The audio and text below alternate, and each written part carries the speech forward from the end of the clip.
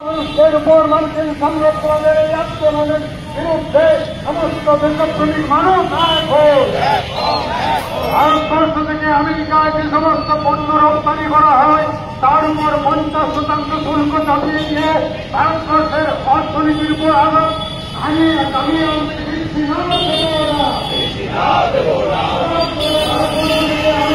সমস্ত পণ্য রপ্তানি করা হয় তার উপর 50% শুল্ক চাপিয়ে দেওয়া হলো কেন? মোদীর বন্ধু ট্রাম্প ভারতীয় পণ্যে 50% শুল্ক চাপিয়ে দিয়ে ভারতবর্ষের রপ্তানি বাণিজ্যকে আঘাত করার আমেরিকার চক্রান্তের বিরুদ্ধে সমস্ত মানুষ এখন